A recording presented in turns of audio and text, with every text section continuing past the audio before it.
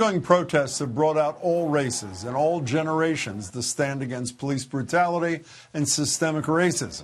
But young activists especially have been a driving force here in Boston, including at one demonstration last Wednesday when more than 1,000 people marched from Roxbury's Nubian Square to City Hall. Their chief demand? To defund the Boston Police Department, calling for 10% or $41 million of its budget to be reallocated to the community. And on Friday, Mayor Marty Walsh agreed, at least in part, announcing a plan to cut $12 million from next year's Boston Police Department budget and making this declaration. I want to declare racism to be a public health crisis in the city of Boston. The group behind the protest, called For the People Boston, is also holding a virtual youth town hall this Wednesday on Zoom. Joined now by one of its organizers, Queen-Cheyenne Wade. Queen-Cheyenne, it's great to meet you. Thank you so much for being here. Great to meet you as well. Thank you.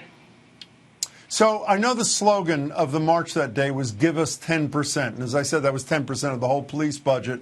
But Marty Walsh did say, 20% of overtime is in the budget. What's your reaction to his first move? So, although it might seem like a kind of large sum or a big step that Marty Walsh made in declaring this, if we are actually looking at the demands that we asked in our collective, For the People Boston Collective, not specifically just that 10% be cut, but also that these funds were allocated specifically to the communities that were directly being affected, not only just by police brutality, but also, again, by COVID-19 and the pandemic. And again, like he said, this systemic racial health problem that we're seeing. And if we look at his demand and his pledge, there isn't really much of a commitment to that. So it definitely is a step in the right direction, but we definitely still hope to keep him accountable. You know, much of the talk the last few days, not just here but across the country, has been about this defunding, reallocation of resources. But even if Boston or another community reallocated every single penny you and your colleagues are looking for, how does that change the way, in the short term, police treat people of color in this society? Does it? Yes, I actually does. So I think with a quote that Marty Walsh gave a couple days ago by saying that reallocating funds wouldn't solve the system of or the issue of racial, oppression or of police violence. But I think we have to think about it in a sense of power and a sense of economic power and also in a sense of self-determination.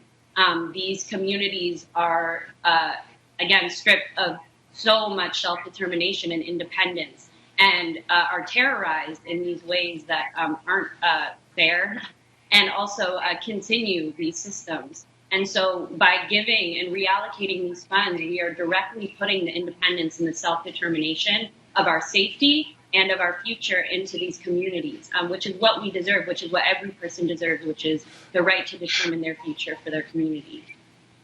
Self-determination meaning, like, for example, in Cambridge, where I live, a small percentage of the budget is allocated by the voters themselves. Is that what you were suggesting? Is that what you mean when you talk about self-determination? Yes. So we have been proposing a participatory budget that would be the basis for the money that would be reallocated, that would be voted on and discussed democratically by the community and for the community. Have either you or anybody in your family been treated inappropriately by a police officer?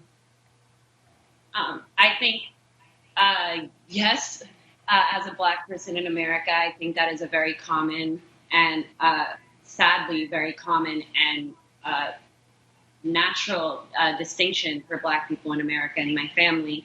I know I was taught at a very young age to fear the police and to fear the prison industrial complex. And so that is definitely something that I had to kind of be taught, and I know is taught in my communities even today. Do you fear the police today? I think I fear what the police can do to my people, and I fear what the police continue to do to my people and how that can't be changed. But I wouldn't necessarily say that I fear the oppression, because I think you can only go up from kind of the bottom that we're at. You know, many people feel that, particularly protesters, I would say, that a lot of the environment for this racial oppression today, not historically, emanates from the White House. The alternative is Joe Biden. Are you convinced that Joe Biden is the answer to the question that you and your fellow organizers, activists are posing? No. Short answer, no, not at all. So what does that really. leave you with? I think when it comes to, again, the systems, I think we are trying, at least in For the People Boston Collective, to not think about it in a national sense, because that can really vaguely kind of disturb the mission of what we're working for. A lot of what we are working towards is the change in our community, and that will change more communities, you know, if people are doing that work. So I think it's not necessarily always about the national politics, even though that definitely impacts our communities.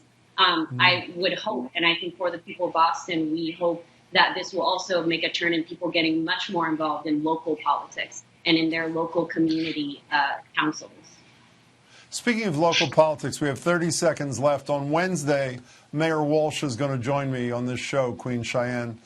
What would you like to say to him? I would like to say that I hope that he works to truly put the people of Boston first, and to work towards not only just dismantling racism in a bureaucratic sense, but also in a literal sense in our communities and in our everyday lives that we see, not just for the news, but also for our everyday lives and what we are dealing with every single day. And I would very much urge him to listen to the people of Boston. Queen-Cheyenne Wade, it's very good to meet you, and thanks for your work, and talk to you again soon, I hope. Thank you so much.